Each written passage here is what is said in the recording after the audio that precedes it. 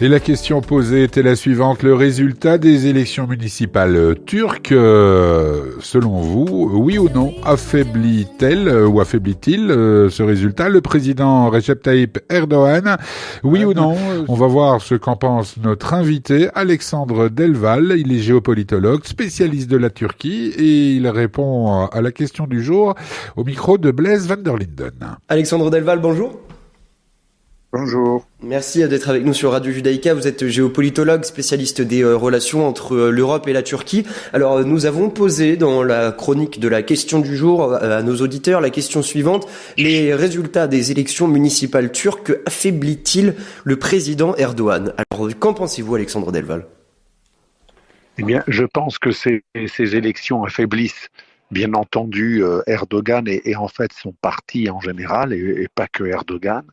Et donc ça, c'est très intéressant de constater que malgré tous ces revirements très opportunistes, son alliance avec les nationalistes d'extrême droite, le MHP, qui jadis étaient assez laïcs, qui sont devenus un peu plus islamistes, mais qui ont une idéologie très différente, ces différents revirements dans tous les bords. Parfois, il instrumentalise Kemal Atatürk, parfois, il le critique indirectement. Malgré tous ces revirements électoraux qui lui ont permis de tenir, là, il est arrivé au bout et ça ne marche plus. Et c'est un revers, effectivement, important puisque le maire d'Istanbul est très charismatique. Et là, il est en pole position très favorable pour les élections législatives et surtout présidentielles de 2028. Vous mentionnez le maire d'Istanbul, mais quel est le réel pouvoir des maires en Turquie? Alors, les maires ont quand même un pouvoir local important, je dirais pas moindre par rapport à la France, hein, c'est comparable, c'est un pays qui n'est pas fédéral, donc il y a une certaine centralisation, mais je dirais que les mairies en Turquie ont autant de pouvoir que les mairies en France. C'est quand même assez important au niveau local, au niveau même de la liberté d'expression. On voit très très bien la différence entre Istanbul, où vous pouvez croiser des militants LGBT et même des transsexuels sur la place Taksim, et des militants écologistes et gauchistes avec des librairies qui restent très pluralistes.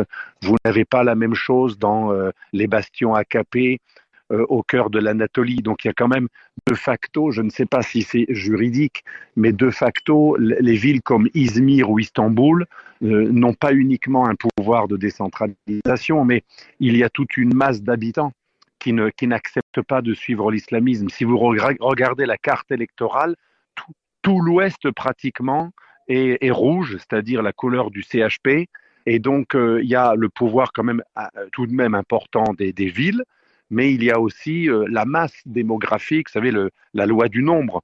Quand il y a une masse assez européanisée, laïcisée, occidentalisée, c'est très très difficile d'imposer à tout le monde un rigorisme islamiste. Par contre, dans les campagnes reculées d'Anatolie ou les bastions urbains de la nouvelle bourgeoisie islamique de province, c'est beaucoup plus facile parce que naturellement, il y a déjà une islamisation.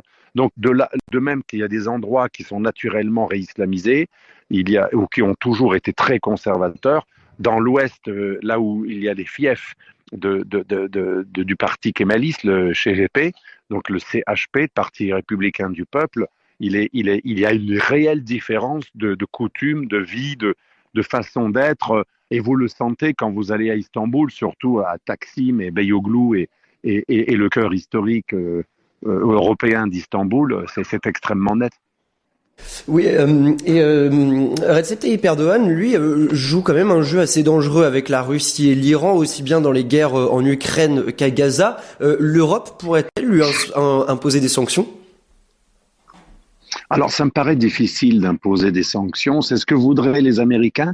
Les Américains voudraient des sanctions secondaires qui punissent non pas uniquement la Russie, mais aussi les grands pays qui l'aident à contourner les sanctions. Mais ça va être très difficile de sanctionner l'Inde, la Chine, la Turquie, tous les pays d'Asie centrale, l'Arabie saoudite, les Émirats, la plupart des pays d'Afrique et l'Amérique latine. C'est presque impossible. 80% de l'humanité contourne les sanctions ou s'en fiche ou ne les applique pas. Donc c'est presque impossible. Et le jeu dangereux d'Erdogan, je dirais que par rapport à l'Iran et à la Russie, il y a plutôt un jeu d'équilibre d'Erdogan, parce qu'Erdogan arme les Ukrainiens.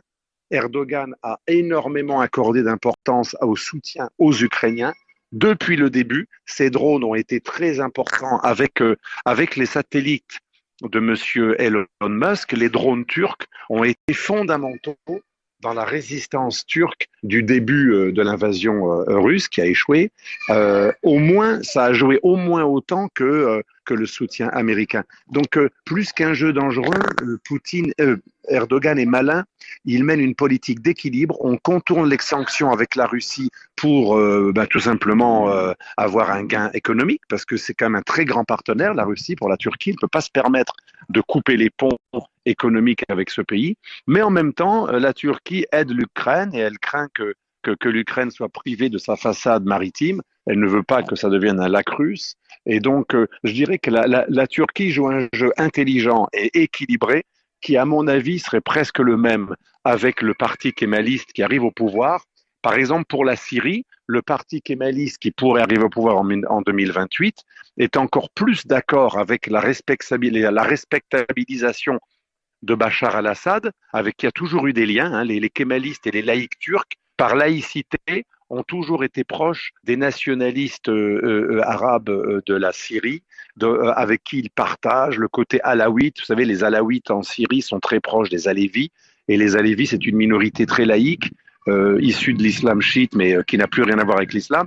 C'était la fameuse religion de l'ancien candidat du CHP au présidentiel de mai 23. Donc, si vous voulez, le CHP d'ailleurs est encore moins atlantiste, plutôt encore moins pro-américain que Erdogan.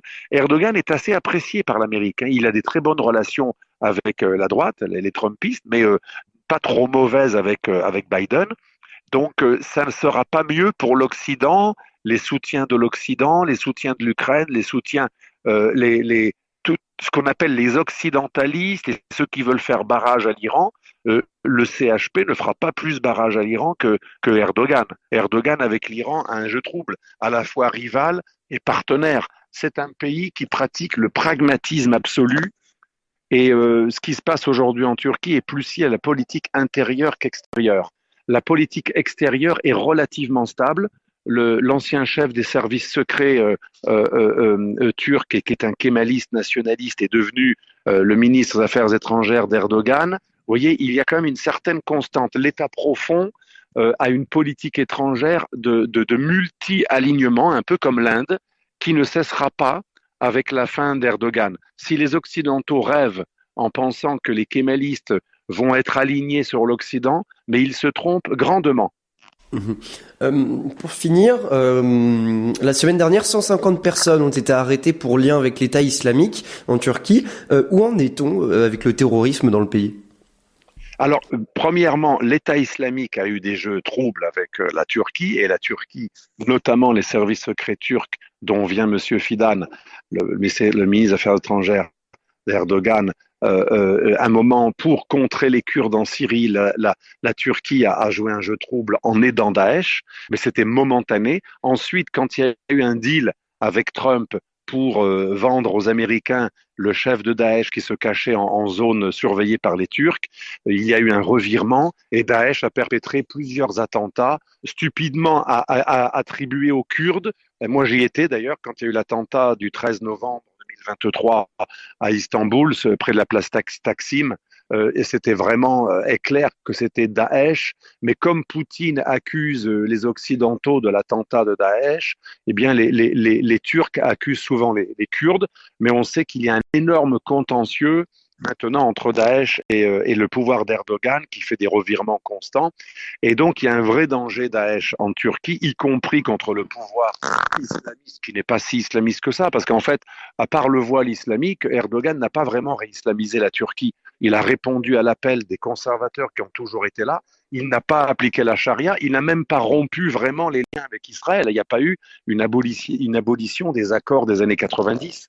Et donc, si vous voulez, Daesh est conscient que tout ça, c'est du faux islamisme. C'est de l'islamisme populiste de façade émotionnel, mais pas vraiment dans les faits.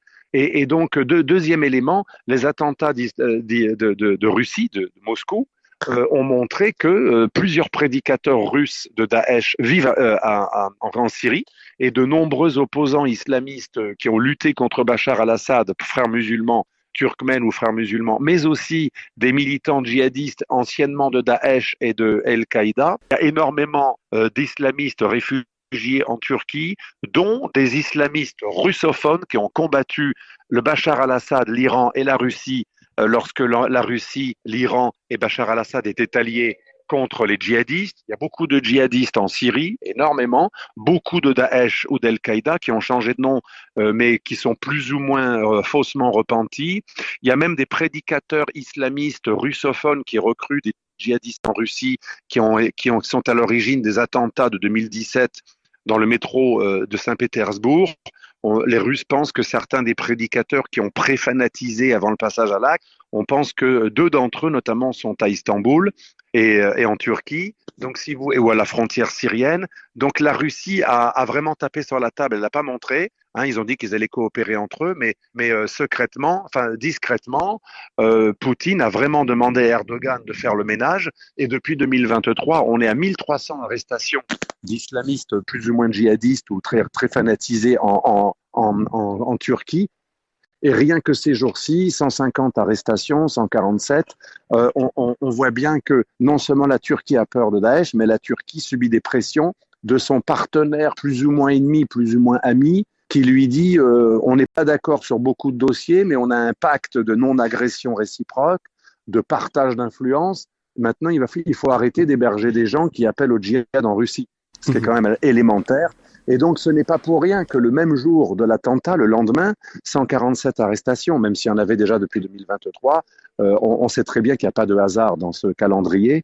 Donc voilà, les revirements multiples d'Erdogan font que Daesh, qui à un moment a profité de la Turquie, qui avait les mêmes ennemis kurdes en Syrie, aujourd'hui, on n'est plus dans la même configuration. Localement, les djihadistes pro-turcs dans le nord-ouest de la Syrie continuent de tuer des Kurdes et d'être un danger pour les Kurdes.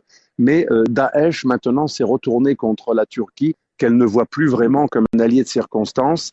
Et donc, elle redevient un ennemi existentiel pour la Turquie, même si la Turquie considère que son ennemi principal demeure les Kurdes séparatistes. Alexandre Delval, je rappelle que vous êtes géopolitologue, spécialiste des relations entre l'Europe et la Turquie, de l'islamisme et du terrorisme islamique. Merci beaucoup d'avoir répondu aux questions de Radio Judaïka.